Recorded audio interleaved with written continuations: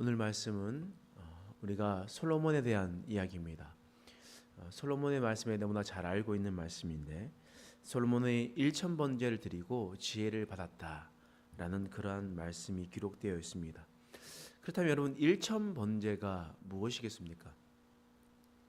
1000번제라면 우리가 예전부터 한국 교회에서 1000번제 그래서 매일마다 아니면 1000번을 하나님께 헌금을 드린다 이렇게 하면서 1000번제를 드린 적도 있었습니다. 근데 성경에 나와 있는 1000번제는 매일 드리는 1000번제이겠습니까? 아닙니다. 성경이 이야기하고 있는 1000번제는 1000마리를 한 번에 하나님께 드린 제사, 그 제사가 바로 1000번제였습니다. 하나님께 드리는 것을 아까워하지 않고 하나님께 기쁨으로 하나님께 드렸을 때 하나님께서는 솔로몬에게 귀한 것을 주셨다라는 겁니다. 그래서 우리가 이런 모습을 보면서 솔로몬이 하나님을 참으로 경외하는 사람이었구나 라고 이야기를 하며 끝까지 그렇게 믿고 있습니다. 그러나 솔로몬은 그렇지 않았습니다. 오늘 말씀 3절 말씀 보면 우리가 그렇게 이해도 할 수 있습니다. 읽어보겠습니다. 시작. 솔로몬이 여호와를 사랑하고 그의 아버지 다윗의 법도를 행하였으나 산당에서 제사하며 분향하더라. 솔로몬이 여호와를 사랑하는 것 맞습니다. 그리고 다윗의 법도대로 움직이려고 하는 것도 맞습니다. 그러나 또 한 것은 무엇이었습니까? 산당에서 제사하며 분향하였다. 이 말은 솔로몬은 하나님도 사랑하고 다른 것들도 의지했다라는 그런 의미였습니다. 교회에 와서는 열심히 신앙생활합니다. 그러나 밖에 나가서는 똑같이 세상을 의지하며 살아갑니다. 그것이 바로 솔로몬이 하고 있었던 행동들이었습니다. 그 최종 결과가 어떻게 되었습니까? 솔로몬은 끝에 하나님 앞에 큰 죄악들 속에서 그 나라가 나뉘게 되는 그런 일들이 일어나게 되었다라는 거예요. 어떻게 그것을 알 수 있냐면 오늘 말씀 열왕기상 3장 1절 말씀에 이런 말씀이 기록되어 있습니다. 자, 함께 읽어보겠습니다. 시작. 솔로몬이 애굽의 왕 바로와 더불어 혼인 관계를 맺어 그의 딸을 맞이하고 다윗 성에 데려다가 두고 자기의 왕궁과 여호와의 성전과 예루살렘 주위의 성의 공사가 끝나기를 기다리니라. 지금 솔로몬이 왕이 되자마자 한 일이 무엇이었냐면 아도니아를 죽이고 그리고 요압과 시므이를 죽이는 일이었습니다.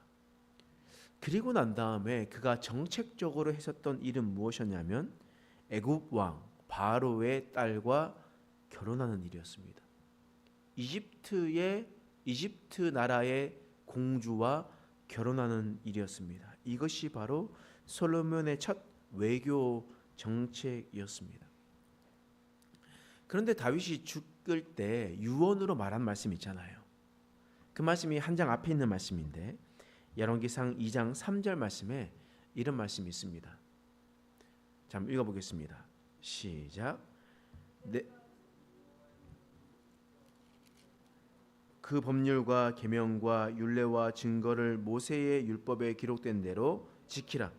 그리하면 내가 무엇을 하든지 어디로 가든지 형통할지라.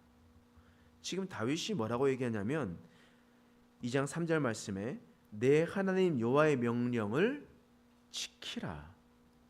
여호와의 명령을 지켜라. 율법에 기록된 대로 지키라라고 분명하게 이야기했습니다. 하나님의 말씀대로 살아가라. 율법에 기록된 대로 지키며 살아가라. 그러면 네가 어디로 가든지 형통할 것이다 라고 이야기했습니다. 다윗은 이런 유언을 할 정도로 다윗은 하나님의 말씀을 지키려고 몸부림치는 사람이었습니다. 하나님의 말씀과 함께라면 어디든지 가겠지만 그렇지 않으면 죽음을 각오하고 전장에 나가서 싸웠던 사람, 그 사람이 바로 다윗이었다라는 거예요. 그래서 다윗은 하나님의 말씀을 지키고 하나님과 동행하는 삶을 위해서 명령하신 전쟁을 치렀던 사람이었습니다. 수많은 전쟁을 치르며 살았어요. 평생 전장에서 살아가는 그런 사람이었다라는 거예요. 하지만 솔로몬은 어떻겠습니까?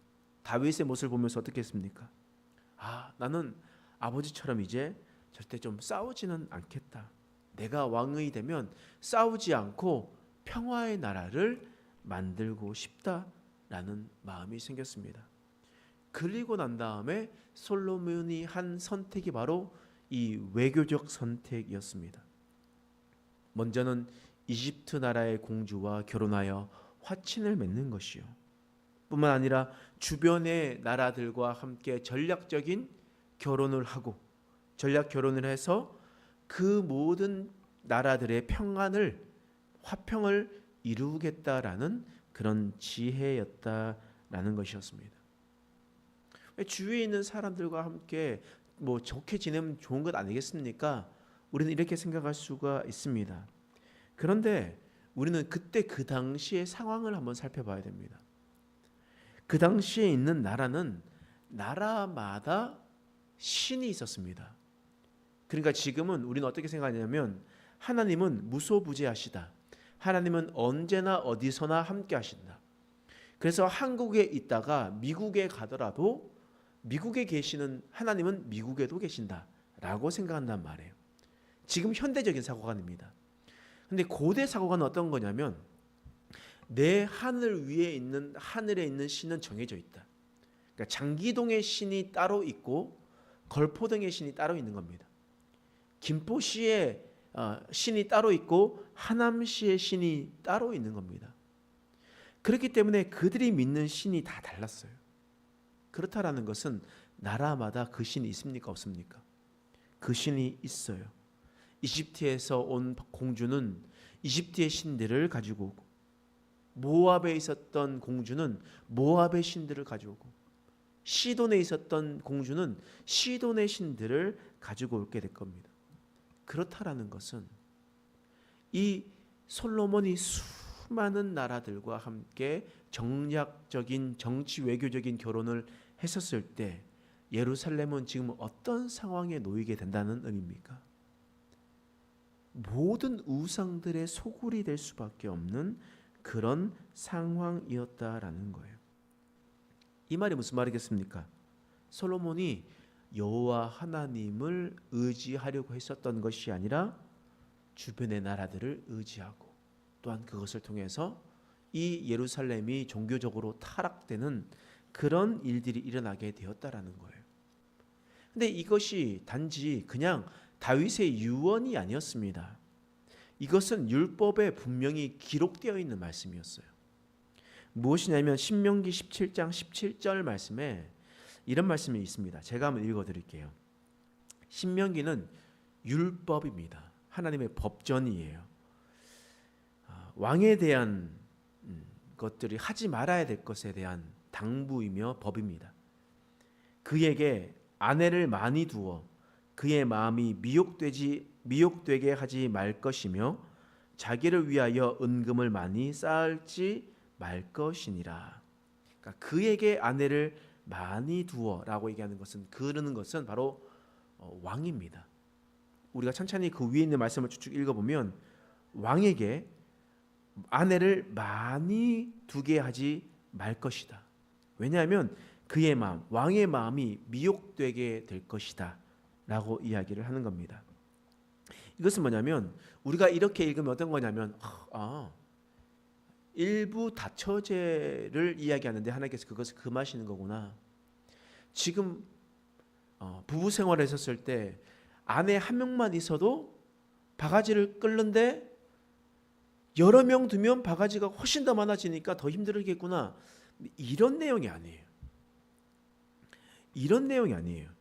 단순히 여러 여자를 거느리지 말라는 그런 의미가 아닙니다. 하나님께서는 그때 그 당시에는 일부 다처제가 허용되는 상황이었습니다. 아브라함도 여러 여자가 있었죠. 야곱도 있었습니다. 그러니까 여러 명이 있었는데 그건 그런 문제가 아니라 지금 이 명령은요, 왕이 정치적인 연합을 위해서 과도한 혼인을 하는 그런 관습들을 없애라는 겁니다. 왜냐하면 주위의 나라들이 다 그렇게 행동하고 있거든요. 주위의 나라들이 이 정치적인 연합을 위해서 과도한 혼인들을 주위의 나라 왕들이 하고 있었습니다. 고대 근동에는 이런 일들이 흔한 일들이었습니다. 근데 하나님께서는 너희는 그렇게 정치적인 결혼으로 너희의 신앙을 타락되게 하지 마라. 그의 마음이 미혹되게 하지 마라. 라고 분명하게 이야기하고 있습니다. 여러분, 솔로몬 보십시오. 솔로몬들은 수많은 공주들과 함께 결혼했습니다. 정치적인 전략 결혼을 했단 말이에요. 그러니까 거기에 있었던 사람들이 뭐라고 이야기했습니까? 공주들이 혼자 오는 게 아니에요. 자신들이 섬길 수 있는 이 신을 섬길 수 있는 제사장을 데리고 옵니다. 그리고 우상들을 가지고 와요. 가지고 와서 자기가 있는 곳에 있겠죠. 근데 자기가 있는 곳에 제사장을 둘 수 있습니까? 같이 자기의 궁전에 자기의 제사장을 함께 있을 수가 없잖아요. 그러니까 솔로몬에게 어떤 때를 쓰냐면 빨리 신전을 만들어 주십시오. 빨리 우리의 신전을 만들어 달라고 라고 이야기를 해서 예루살렘 성전 안에는 만들 수가 없으니까 그 옆에 떨어져 있었던 감람산이나 주위에 있었던 곳에 수많은 산당들을 짓게 했었던 것이 바로 이 솔로몬의 행적이었다라는 겁니다. 여러분, 솔로몬은 오늘 마치 하나님의 지혜를 구하여서 하나님이 보시기에 합한 모습을 보이는 것처럼 보였으나 그가 처음으로 한 행동들은 바로 하나님이 아닌 다른 우상들을 받아들이는 그런 일들이었습니다. 솔로몬은 몇 가지 잘한 일들이 있지만 솔로몬은 첫 단추부터 잘못 끼었음을 오늘 말씀을 통해서 이야기를 하고 있습니다. 여러분, 마치 우리가 솔로몬처럼 살아가고 있지 않은지 우리는 돌아봐야 됩니다. 사람들 보기에는 솔로몬은 대단한 왕, 훌륭한 왕이라고 여겨지지만 그의 행정을 찬찬히 살펴보면 그는 우상 소굴을 만들어버린 그런 왕이었습니다. 하나님이 아닌 다른 신들을 섬기며 살아갔었던 사람들이었습니다. 그렇다면 우리도 교회에서는 하나님이 보시기에 합한 사람, 교인들이 보실 때는 괜찮은 사람이라고 보이지만 우리가 예배당을 떠나고 난 다음부터는 우리가 하나님이 아닌 다른 것을 의지하고 다른 것을 더 붙들고 더 찾으며 나가고 있다는 것은 그것은 곧 솔로몬과 같은 행동을 하고 있다라는 것과 같습니다. 우리가 사람들에게 보여지는 것, 소문으로 괜찮은 사람들이 아니라 우리의 중심을 보시고 우리의 말과 행동과 생각을 감찰하시는 하나님 보시기에 합한 사람으로 살아가길 간절히 축원합니다. 혹 우리가 솔로몬과처럼 그런 첫 단추가 잘못 끼어졌다면 우리는 다윗과 같이 하나님 앞에 다시 한 번 더 회개함으로 나의 삶을 돌이켜 하나님께 나아갈 수 있는 저와 여러분 되시길 간절히 축원합니다. 기도하겠습니다. 하나님, 오늘 말씀을 통해서 우리의 삶을 되돌아봅니다. 솔로몬은 하나님을 경외하는 척하면서 하나님이 아닌 다른 것들을 의지하며 살아갔습니다. 혹 우리가 솔로몬과 같은 삶을 살아가고 있지 않은지 돌이키게 하여 주시옵소서. 우리 마음속에 하나님보다 더 사랑하고 더 의지하고 더 믿고 살아갔던 것을 다 배제하게 하여 주옵소서.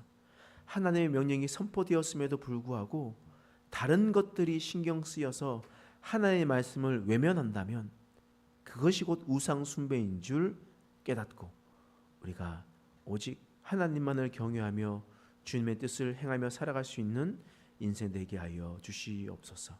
감사드리며 예수님의 이름으로 간절히 기도드립니다. 아멘.